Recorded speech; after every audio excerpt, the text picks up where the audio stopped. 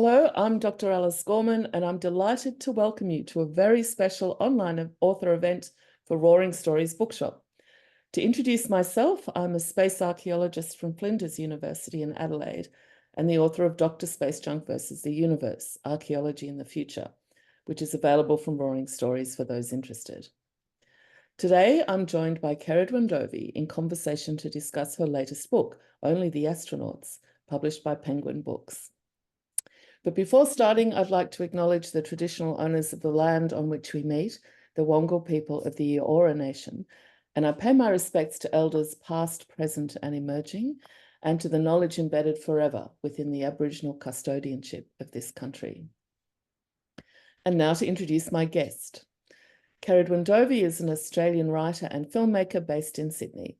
She's the author of In the Garden of the Fugitives, On J.M. Coetzee, Writers on Writers, Life After Truth, Inner Worlds, Outer Spaces, and Mother Tongues, with co-writer Eliza Bell and original songs by Kepi Coots.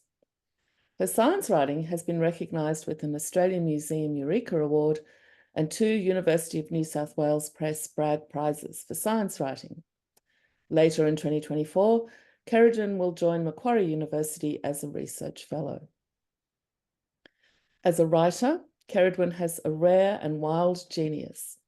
The stories in her new book, Only the Astronauts, are extraordinary, funny, delightful, and moving. To borrow from Ceridwen's essay recently published in the Sydney Review of Books, Only the Astronauts is a new story collection told from the perspectives of inanimate object narrators, each of them based on a real space object that has been launched by humans. They include Elon Musk's red Tesla sports car, the Voyager 1 deep space probe, the International Space Station, and my favorite, the Tamponauts. So, Ceridwen, let's start with Elon Musk.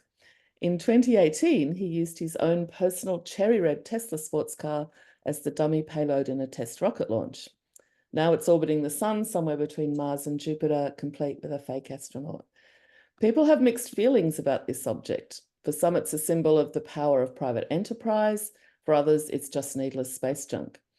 So I was very intrigued to see the model astronaut as a character in the first story in the book. And what surprised me about this story was that it was actually a romance.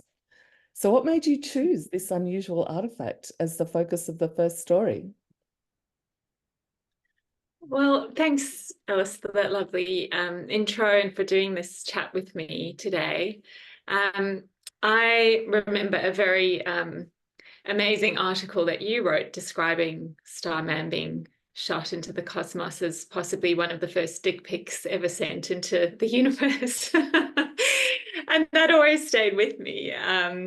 But I think, with these stories, what I'm really trying to do is set down my own sort of preconceptions and judgments and the sort of science writing hat and the kind of, critique of things that are happening in space in that sort of voice. And what I really tried to do very consciously through choosing to write not just fiction, but experimental fiction with these weird object narrators was to force myself to kind of, get off my high horse, not try and tell anyone what I, thought about it in a political sense or in an ethical sense, but to actually just sort of sink into this idea of character. And Starman was a great character to begin with in the book because I'm actually asking readers to take a pretty big leap with me through the course of the book, where I'm asking them to empathize with a non-living narrator, so an object narrator, which is not very common in fiction written for adults. So I think Starman, I was aware that, he kind of is somewhere in between the human and the humanoid. He's essentially a crash test dummy sent out into space, but he's also one of a long line of crash test dummies who have been sent into space as our proxies to kind of test things out before, the flesh and blood of the human body had to go out into space.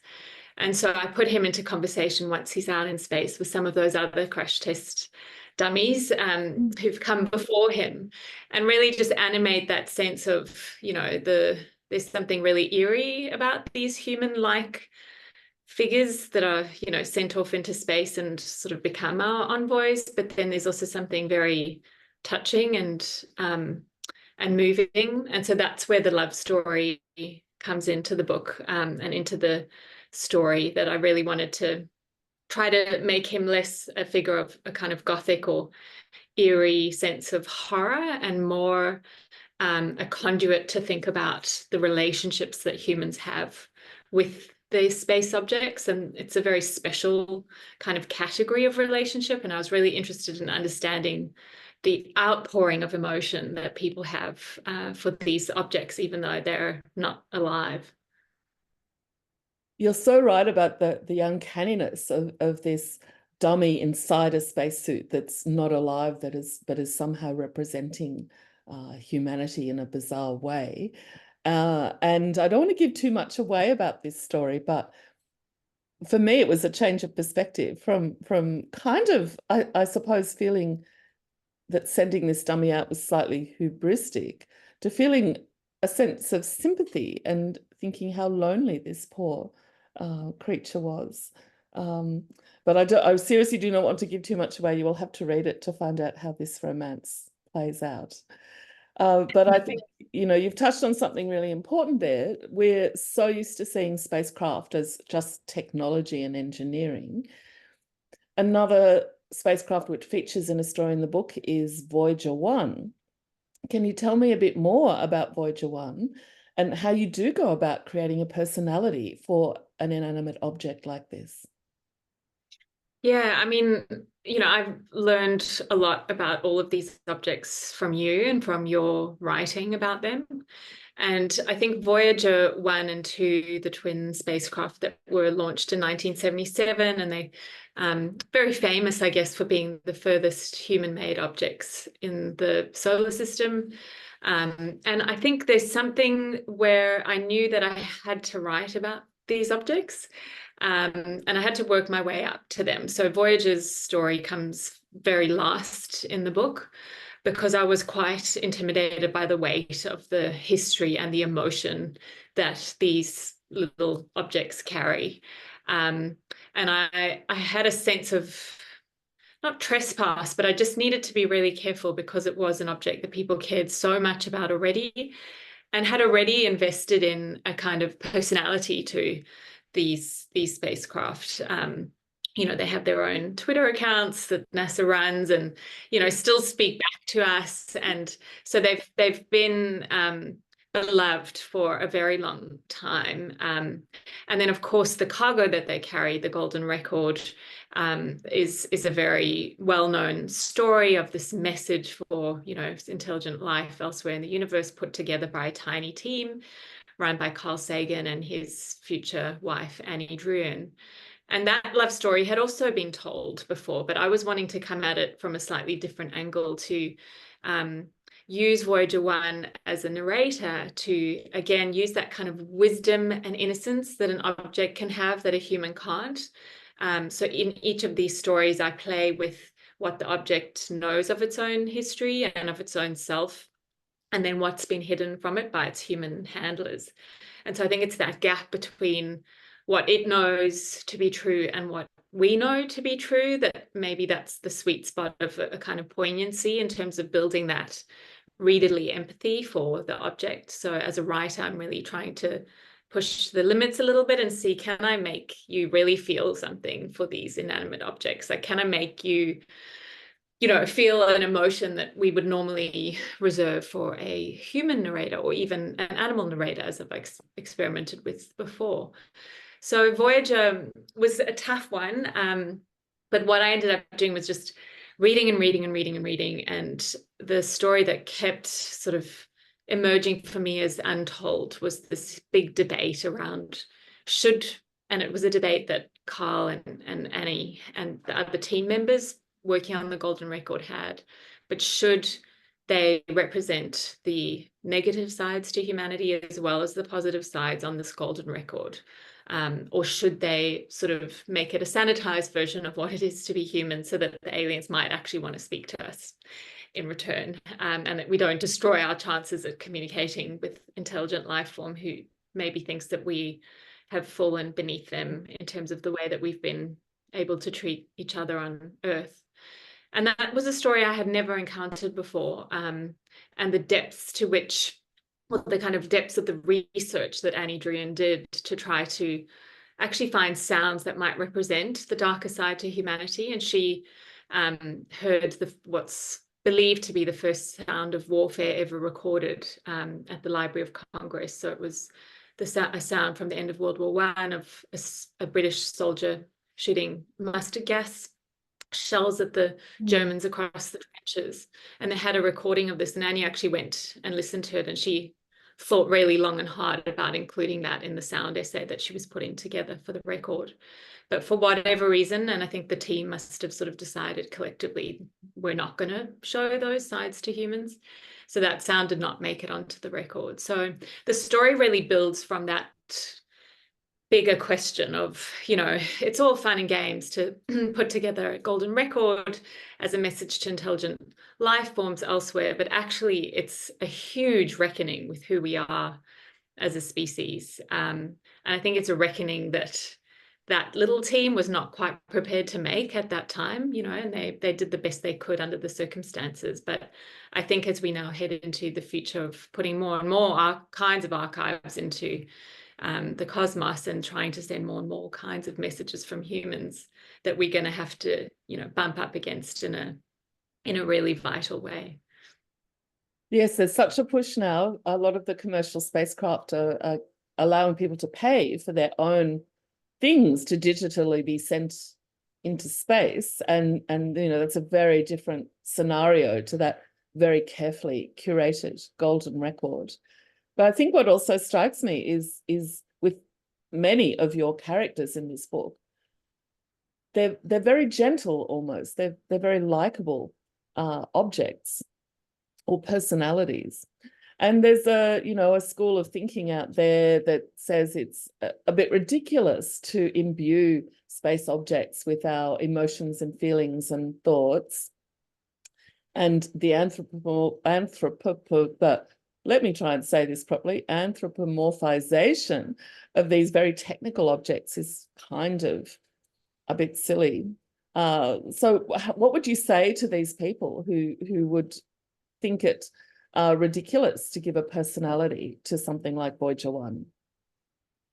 I actually think there's very few people who genuinely would think that. And I say that because in the course of my research into space objects, and again, also in many wonderful conversations with you, I've come to see that even the hardcore scientists, the sort of hard scientists, the space scientists, the people who are not meant to bring emotion into their objects of study, they express the exact same ability and desire to anthropomorphize these objects. And I have heard so many teams of scientists sort of mourn what they are losing when they crash one of these objects. So I remember you telling a story about the Rosetta spacecraft and the outpouring of grief when that crashed, and same with the Cassini, and same with every rover that's ever been sent to Mars. The teams, they give them nicknames and they call them he or she, and they describe them as their child and their baby. And it's a kind of thing that's happening already among the scientists and the space scientists. So actually, as a fiction writer, that's wonderful, because half my job is done. These objects have already crossed over into, an enchanted realm, and even the scientists can't help themselves. So it's, I think, something that most people would immediately connect with. And I think it's a rare thing that scientists get to express their love for the object of their study. And usually, again, that's kept behind closed doors, or it's not expressed. But there's something about the category of space objects as being in a special category that allows scientists to speak about emotion and love. And I find that really intriguing and interesting, I guess, more as an anthropologist of science. Like, what is it, the permission that's given to people to invest so much meaning and then to express it even in scientific settings? So I think with the stories, I'm just taking that feeling and then, you know, expanding it out in the way that longer form fiction can let you do. You make a good point, actually. If you prod even the most hardcore engineer hard enough, you will get to a place where they express the love of what they do and the love of the objects and technologies that they've created. And I think love is such a underrated theme in what we're doing in space, and something that you bring out so beautifully in these stories. So to move on to possibly my favorite story in the book, women have fought a long battle to get into space, and they're still fighting it. But you've gone straight to the heart of the matter by making tampons the central characters in a mission to Mars. Can you tell us about what inspired this story, and why did you send them to Mars rather than another planet or moon? So you were there at the beginning of this idea. And we had a group chat after another meeting that Alice and I and a few other wonderful women space ethicists, space lawyers, and space sociologists had been on, and we were just having a kind of chat. And I can't remember who brought up the story about Sally Ride, the first American woman to launch into space, and how right before her historic space flight, one of the male NASA engineers kind of shuffled up to her and thrust 100 tampons to her for her 5 days in space, and was like, "Is this enough?" And she tells this story in a recorded interview later on that's in the NASA archives, and her response was like, "No, this is not the right number," you know.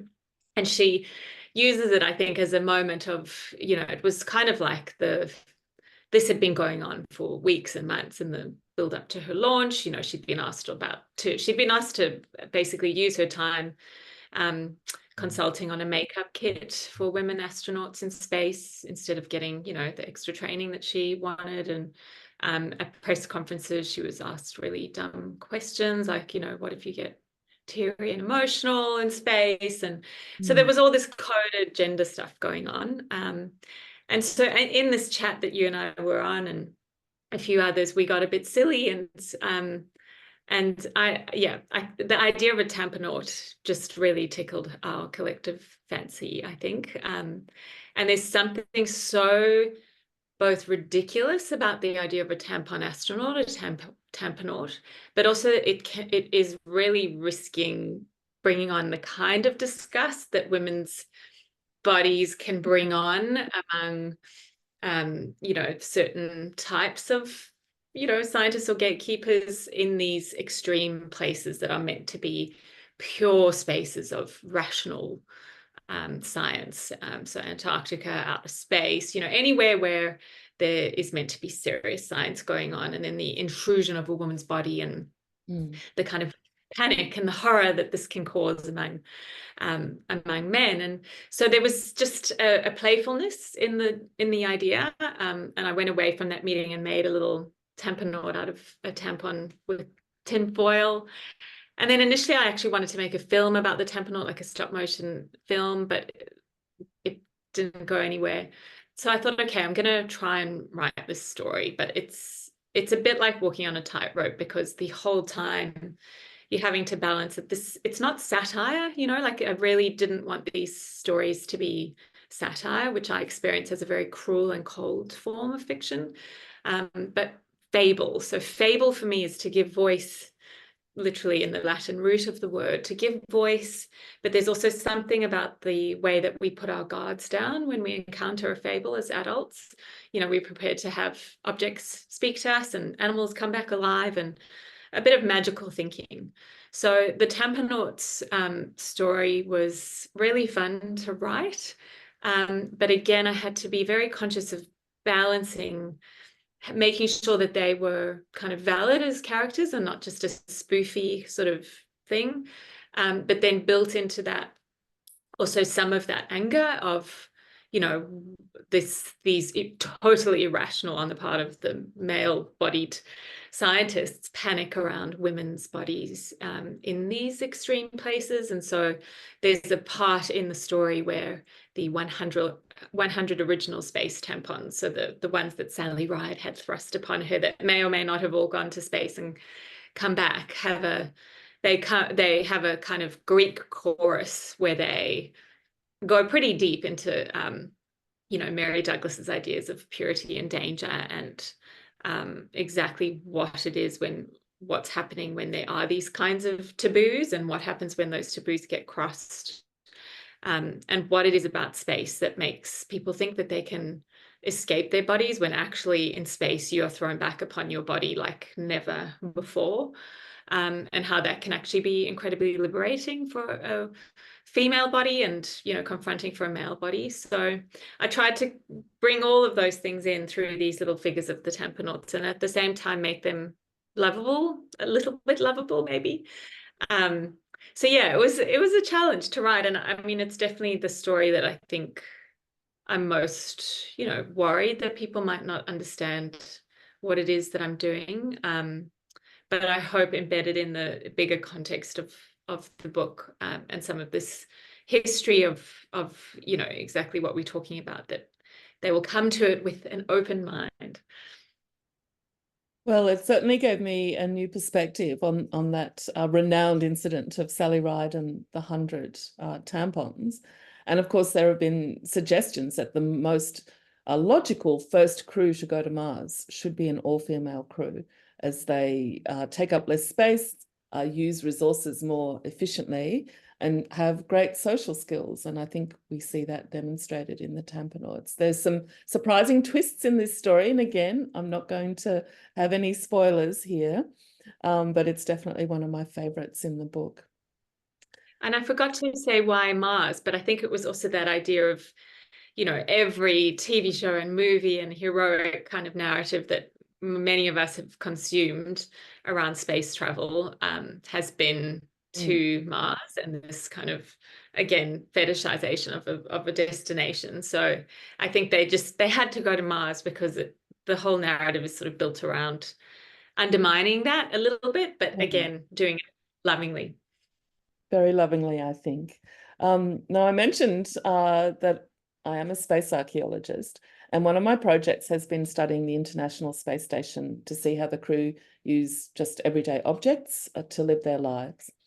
In your story, Requiem, the International Space Station speaks of its life and the astronauts it's known, and of course in the lead up to its deorbiting in 2030, when it won't exist anymore, which is coming up quite fast actually. And it's hard not to feel sad about this. But how do you feel?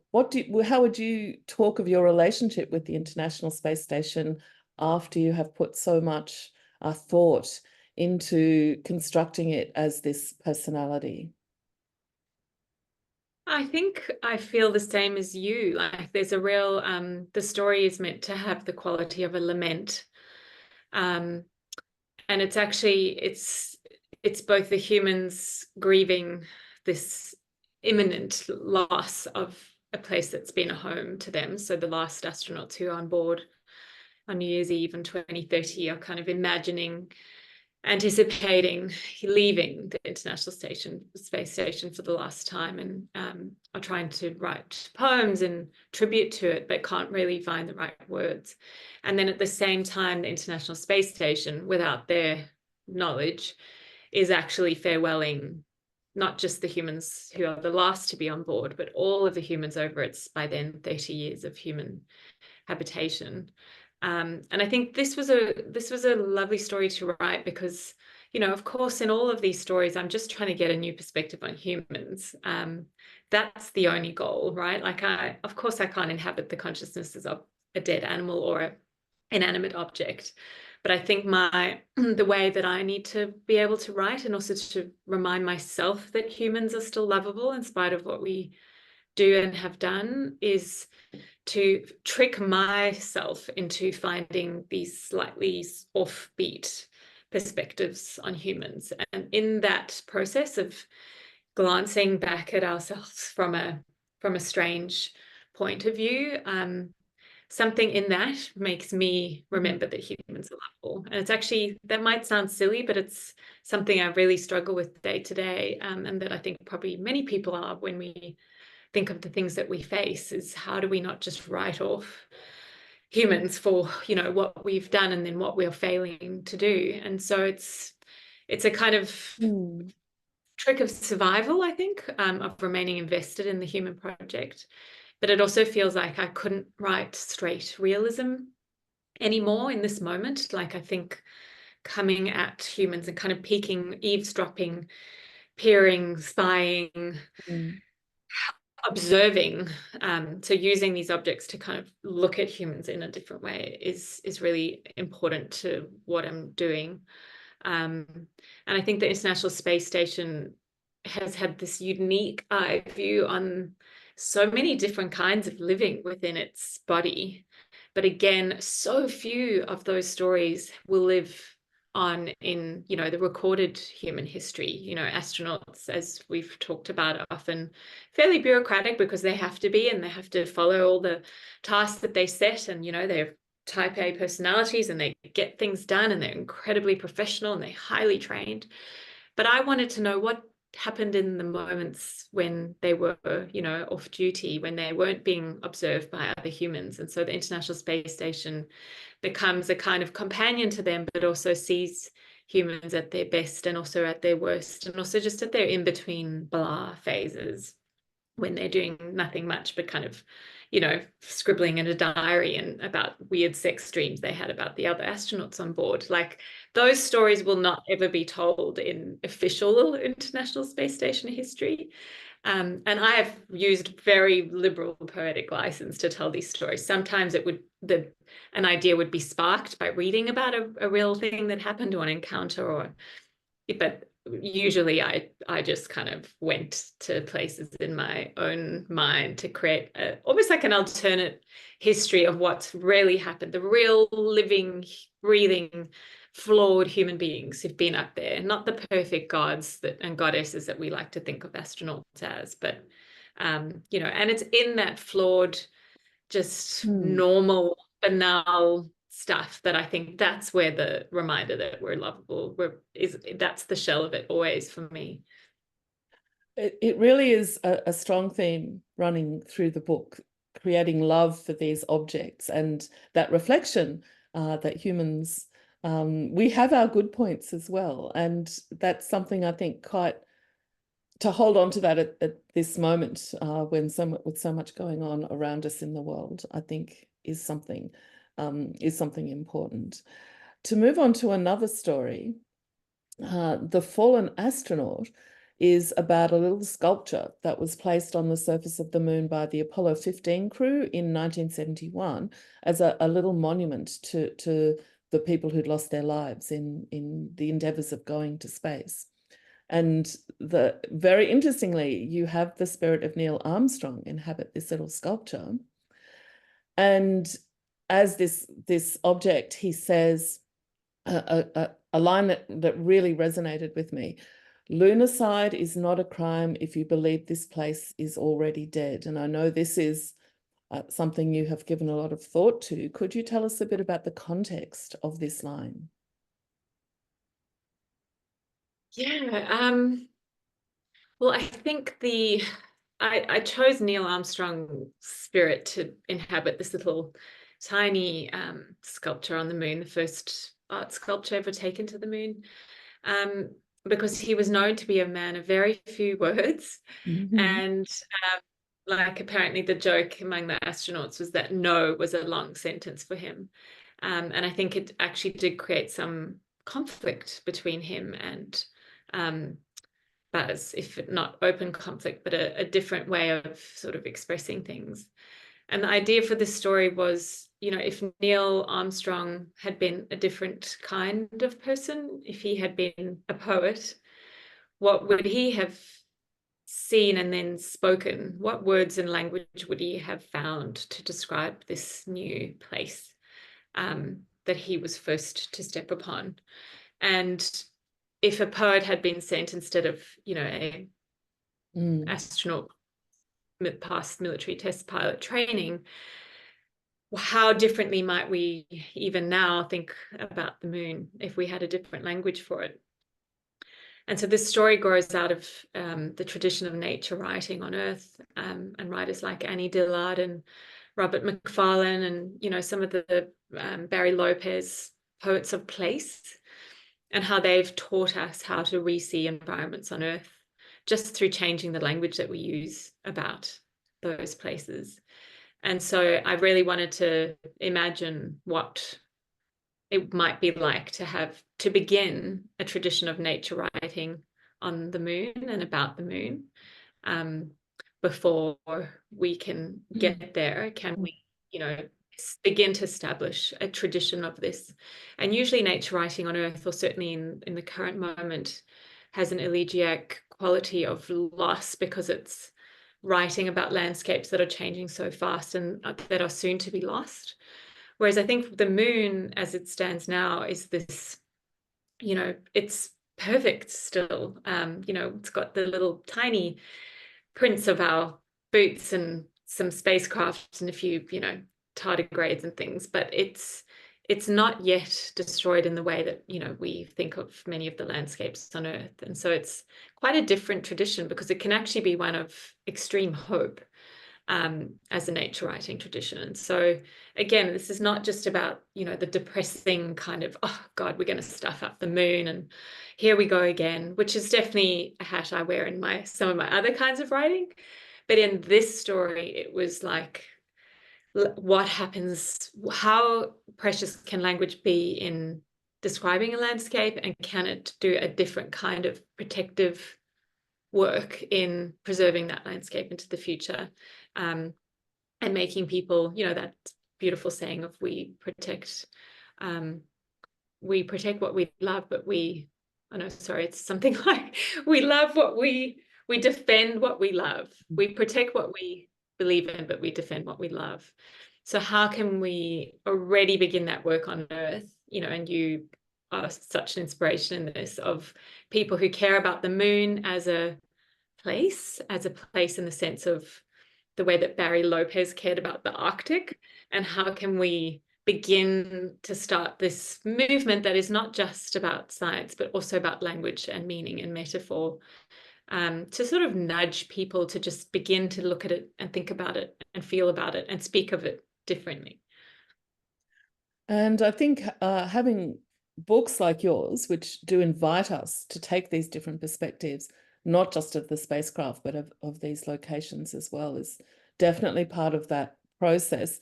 We've, discussed in the past how the general public often will hear the fancy news stories about spacecraft launches, but not necessarily be clued into all the different things that are being planned at the moment.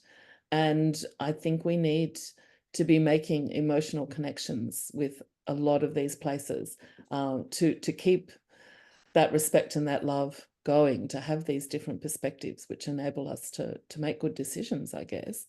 So I've got one last question for you, Ceridwen. There's a number of spacecraft.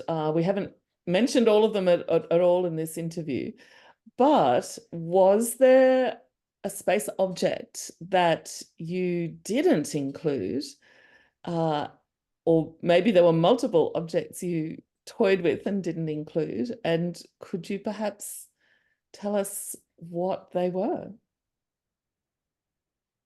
Yeah, so early on, I was torn between maybe not having them all be human-made space objects. So I think I initially was going to have a mix of both, so that I could write maybe from the perspective of an asteroid as well, or so kind of expand out that whole line between human-made and natural. Mm. But I think in order to have the stories do this other kind of work of bonding the object back to the humans who have made it, to kind of close that emotional loop, I realized as I began to work that they did all need to be human made. So that was a loss, because I was going to try and write from the perspective of that asteroid that weird guy tried to claim ownership of, and then like there was a law case where he tried to, you know, assert his ownership over it. And I thought that would have been a really interesting portrait of an object and a human to dive into. And yeah, I think that otherwise it was also trying to do a range. If you through the book, you know, Starman, the International Space Station, the little sculpture on the moon, the Tempernauts at Mars, and then the voyages all the way out. It's kind of going all the way out. So I was quite conscious also of trying to pick objects that were on different parts of their journeys, and also that ones that weren't going to come back. So another early way of thinking about it was that I was going to have flown objects that had returned to Earth and then, you know, been given other kinds of magic abilities in the museum collections that they end up in.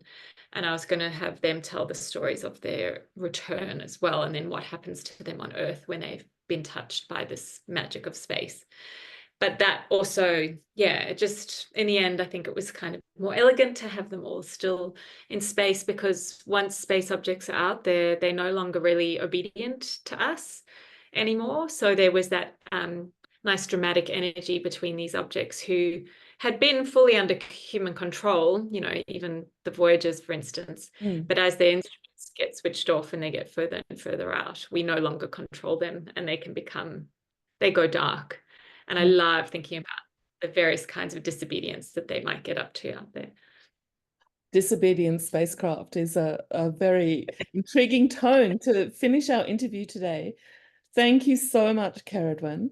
Only the Astronauts is published by Penguin Books Australia, and you can buy signed copies at Roaring Stories Bookshop, in-store and online. And the Roaring Stories events program brings the very best of Australian writers and interviewers to its community of readers. To keep up to date with the latest events, simply join as a subscriber via the Roaring Stories website to receive early notice of new event announcements, author interviews, new book news, competitions, and special offers. My thanks to Ceridwen for joining me in conversation tonight, and on behalf of Roaring Stories, I wish you every success with Only the Astronauts. To you, the audience, thank you for joining us, and we look forward to seeing you soon in store and at another Roaring Stories event. Thank you.